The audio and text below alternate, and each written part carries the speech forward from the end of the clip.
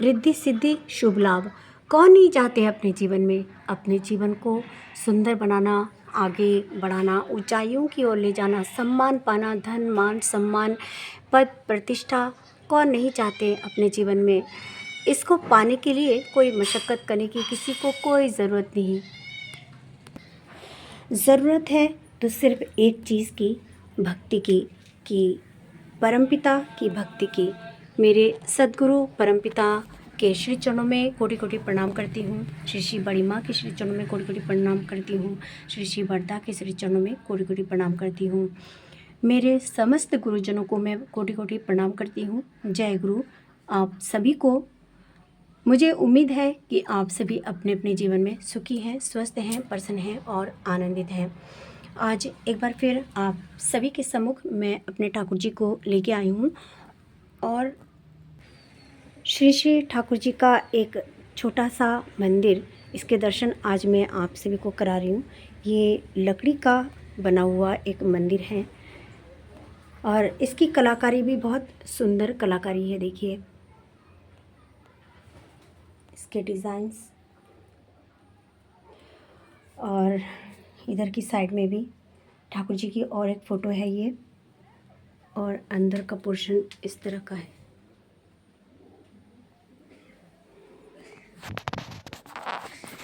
आज मैं ठाकुर जी की कुछ बातें आप सभी के सामने और लेके आई हूँ। मुझे याद आ रही है एक बात, जब ठाकुर जी रामकृष्ण परमहंस देव जी के अवतार में थे, तब उनकी जो लीलाएं हैं हम लोग सभी जानते हैं कि उन्होंने माँ काली की कितनी भक्ति की थी, कितनी श्रद्धा की थी, कितनी पूजा की थी, किस मन से वो समर्पित थे माँ काली के श्री चरणों में, और हमसे उन्होंने कैसे पूजा करने के लिए कही है। इन सब चीज़ों की जानकारी यदि हम उनके इससे पूर्व जन्म में की जितनी भी बातें हैं उनको जानें, अच्छी अच्छी ग्रंथों में उनकी उन बातों को पढ़ें, तो हम जान सकते हैं कि श्री श्री ठाकुर जी ने किस तरह की पूजा हमें माँ काली की करने के लिए कही है। तो मैं कहना चाहती हूँ, ठाकुर जी का एक मत था। ठाकुर जी ये कहना चाहते थे कि माँ से हमें किसी चीज़ की मंशा नहीं रखनी चाहिए। माँ स्वयं होती है महामाया। आप लोग दर्शन कर लीजिए। महामाया का एक छोटा सा रूप यहाँ पे देखिए, कितने सुंदर तरीके से इस रूप को यहाँ पे रखा गया है। ये बंगला में इसको कूलो बोलते हैं, कूलो। और इस कूलो पे ये मूर्ति सजी हुई है, रखी हुई है। माँ को जवा का फूल बहुत पसंद था और माँ को यही चढ़ाया जाता है। बाकी फूल भी चढ़ाए जाते हैं मगर माँ को सर्वप्रिय जवा फूल है। माँ से हमें ठाकुर जी ने केवल 3 चीज़ें मांगने के लिए कही है, एक भक्ति, एक शक्ति और एक त्याग। ये 3 यदि हम मांग लें तो हमें और किसी भी चीज़ के लिए कोई मशक्क़त करने की ज़रूरत नहीं होगी। माँ में वो ताकत है, केवल माँ से हम प्यार करें, निस्वार्थ प्रेम करें और समर्पित रहें कि बस भक्ति दीजिए, शक्ति दीजिए और त्याग दीजिए, और कुछ नहीं आपसे चाहिए, क्योंकि माँ महामाया है, माया देती है। इस संसार में जितनी भी माया की वस्तुएं हैं सभी इन्हीं से उदय होता है। इसलिए माँ महामाया से डरना भी चाहिए, उनसे प्रेम करना भी चाहिए। डरना इसलिए चाहिए क्योंकि यदि हमने कोई भूल कार्य किया तो माँ क्षमा नहीं करती हैं। इसलिए हर कार्य को सुंदर तरीके से हमें करना चाहिए, सच्चे मन से सारे कार्य, कर्तव्य, अपने जो भी नियम है, ज़िंदगी के जो भी फैसले हैं हमें ठीक से करने चाहिए। नहीं तो माँ हमसे दुखी होती है, क्रोधित होती है और हमें रौद्र रूप दिखा देती है। और माँ से प्रेम इसलिए करना चाहिए क्योंकि माँ हम पे जो माया इस संसार का होता है वो माया हमसे दूर कर देती है। आपने और हमने एक कहानी ज़रूर सुनी होगी कि जैसे एक बिल्ली का जो बच्चा होता है, वो बिल्ली का जो बच्चा, वो जब अपने दाँतों में अपने बच्चे को पकड़कर एक स्थान से दूसरे स्थान पर जाती है, तो उसके बच्चे को कुछ भी प्रॉब्लम नहीं होती, ना उसको कोई चोट लगती है, मगर वो अपने बच्चे को एक गंतव्य पर पहुंचाती है। जो बिल्ली होती है अपने बच्चे को इसी तरह से दांतों से उठाकर एक स्थान से दूसरे स्थान पर ले जाती है और सुरक्षित वो बच्चा रहता है। ठीक इसी तरह वही बिल्ली यदि कोई चूहा पकड़े तो वो चूहा मर जाता है। इसका कारण क्या है? आप और हम यदि डीपली सोचें या कई सारी किताबें हैं उनको यदि पढ़ें तो इस चीज़ के विषय में जान पाएंगे। ठीक इसी तरह माया भी होती है हमारे जीवन में।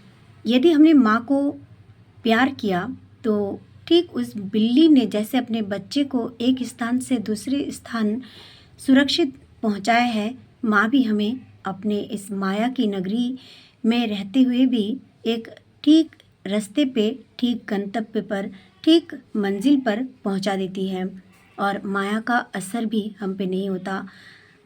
जैसे उसके बच्चे को कोई चोट नहीं लगती, दांतों के निशान उसके गर्दन पर नहीं पड़ते, उसी तरह से माया भी हमें इस संसार की जितनी भी मायाएं हैं और जितनी तकलीफ़ें हैं उनसे दूर रखती हैं और हमें कोई तकलीफ़ होने नहीं देती। ठीक उसी तरह यदि हम कोई गलत कार्य करें तो उन गलत कार्यों को यदि हम करें तो जिस तरह से चूहे को वो खा जाती है उसी तरह से हमें भी निगल जाती है। इसलिए बहुत सतर्कता से माँ की पूजा करनी चाहिए, आराधना करनी चाहिए। माँ महामाया से हमें डरना चाहिए और प्यार भी करना चाहिए। कुछ लोगों की ये मान्यता होती है कि माँ काली जो है बलि खाती है। बहुत सारे लोगों की ये मान्यता है, दुर्गा पूजा में हो या काली पूजा में हो, बलि का विधान लोग समझते हैं। मगर हमारे यहाँ पे एक हमारे जो मंदिर के पुजारी थे, अभी वो वर्तमान में दुर्भाग्यवश नहीं हैं, वो उनकी मृत्यु हो चुकी है 2-3 साल पहले। मगर वो जब यहाँ पे पूजा करते थे और अभी भी पूजा होती है तो भी ये नियम है, दूसरे पंडित भी यही करते हैं, उनके रूल को फॉलो करते हैं। किसी भी तरह से कोई बलि यहाँ पे भी नहीं चढ़ता, पर हाँ बलि के रूप में जैसे खीरा और जम्बीरी नींबू और गन्ना और कई सारी और भी वस्तुएं हैं जिनको सिंदूर लगा के, आलता बोलते हैं उसको, जो बंगाली में यूज़ करते हैं, वो आलता उस पे लगा के जो है उसका बलि माँ काली, माँ दुर्गा के सामने की जाती है। दुर्गा महाअष्टमी के दिन में ये बलि चढ़ता है। मतलब हमारे जो बाबूजी थे, बाबूजी मतलब वो जो पंडित जी थे उनको हम बाबूजी कहते थे, तो वो ये बताते थे कि माँ किसी भी सूरत में हमसे बलि नहीं खाती। कोई विधान ही नहीं है, कोई शास्त्र में लिखा ही नहीं है कि माँ पशुओं की बलि खाती है। ये लोगों की गलत मंशा है, भावना है। लोग कुछ लोग इस चीज़ को करते हैं मगर ये बहुत ही खराब प्रभाव देते हैं जीवन में। जीव हत्या नहीं करनी चाहिए। असल में माँ क्या अपने संतानों को खाना चाहेगी? माँ हमारे सम्मुख महामाया है, वो हमारी रक्षा करने के लिए है, हमें मृत्यु देने के लिए नहीं। और वो जो पंडित जी थे, बाबूजी, वो हम सभी से यही कहते थे कि माँ हमारे अंदर का जो रिपु है, जैसे षड रिपुएँ हैं, उन रिपुओं का बलि इसी रूप में, जैसे उन रिपुओं को जो है ये समझ कर कि ये वो जैसे खीरा है, खीरे को जैसे काम, क्रोध, लोभ, मद, मोह, मत्सर, ये षड रिपुएँ हैं, ऐसे 5-6 चीज़ों की बलियाँ चढ़ती है, तो उसमें उन सब चीज़ों का नाम लेके ये बलि चढ़ता है। ये ऐसी मैंने जो देखा है, हमारे यहाँ की जो पूजा होती है दुर्गा पूजा, दुर्गा अष्टमी, के दिन में ये सब बलि इस तरह से चढ़ता है, मगर किसी जानवर का इस तरह से निर्मम हत्या हमारे यहाँ पे नहीं की जाती। पंडित जी इसे पाप समझते हैं। अगर किसी के यहाँ पे ऐसा विधान है तो ये घोर अपराध है, घोर पाप है। इस तरह से माँ को कोई ब्लेम नहीं लगानी चाहिए, किसी को भी कोई हक नहीं है।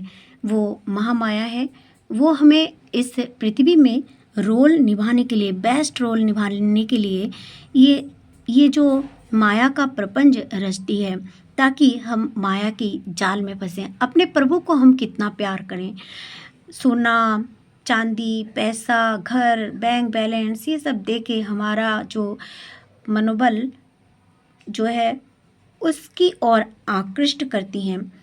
परंतु यदि हमने सद्गुरु को पकड़ के रखा, यदि हमने सद्गुरु की शरण ले ली, तो महामाया ठीक उस बिल्ली के बच्चे की तरह हमें अपने गंतव्य पर पहुंचाएंगी ही पहुंचाएंगी। इसमें कोई रत्ती भर की कोई बात नहीं, कोई संदेह नहीं। और जिसने सद्गुरु की शरण ले ली उसको जो है दुनिया में कोई भी ताकत हिला नहीं सकता, टला नहीं सकता, ख़त्म नहीं कर सकता। हर रूप में वो हैं, हर रूप में उनका निवास है। चाहे वो गणपति कहिए, चाहे वो कृष्ण कहिए, राधे कृष्ण कहिए, हर रूप में वो रहते हैं। इसलिए उन्होंने एक चीज़ की मनाही हम सभी को की है कि कभी भी हमें ऐसा कार्य नहीं करना चाहिए, ऐसी चीज़ों को अपने मन में नहीं रखना चाहिए जो कर्म हमारे लिए दुष्कर्म की तरह बन जाए, पाप बन जाए। किसी भी धर्म संप्रदाय की निंदा ठाकुर जी ने करने के लिए हमें मना की है। हर रूप में उनका निवास है, हर रंग में उनका वास है, इस पृथ्वी के हर एक कण कण में उनका निवास है। तो फिर हम क्यों ठाकुर जी को यूं ही कोसें।